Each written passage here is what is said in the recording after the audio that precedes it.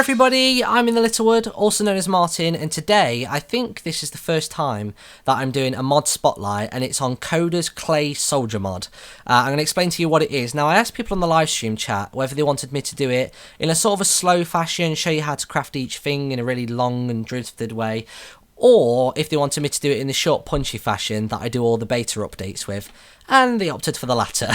So here's everything you need to know about the mod update in 2 minutes. So probably the first thing you're going to want to do is build yourself a clay soldier. To do this, just pop a clay block underneath some soul sand and voila! Now this is really good because you don't have to use the crafting bench to create your first soldiers, you can just use the 2x2 when you press inventory. Now our guy's probably a little bit lonely, so why don't we give him a trusty steed? To create this wonderful creature, all you have to do is replicate the shape of a helmet with some dirt blocks and change the middle one for a piece of soul sand. So obviously we can't have a load of grey men hitting each other around the head with clubs, so you have to dye them in the same fashion as wool to get red, yellow, green, blue, orange and purple claymen. Now let's take a look at all the attachments you can give to these kick-ass soldiers. First off, you're going to want to choose a leader of the pack, and all you have to do is drop a gold ingot onto one of the claymen and they become the king. Now it's time to put some armour on your soldiers by giving them some leather, and you can even upgrade the armour with pieces of wool so it gives it a nice little trim around the edges, sort of like RuneScape Zami armour. Now that he's all geared up, the only thing missing is a weapon. You can give him a stick to use to bash the opponents over the head,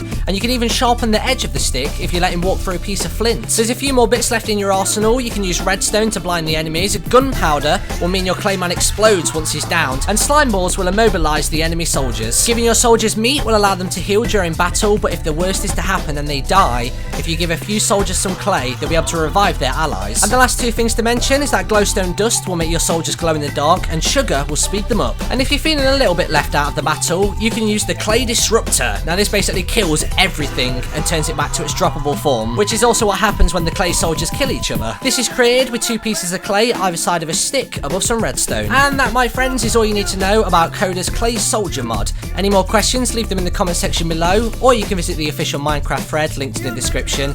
And are you ready to see a battle that happened when I spawned an infinite amount of soldiers with too many items? Yeah, I think so.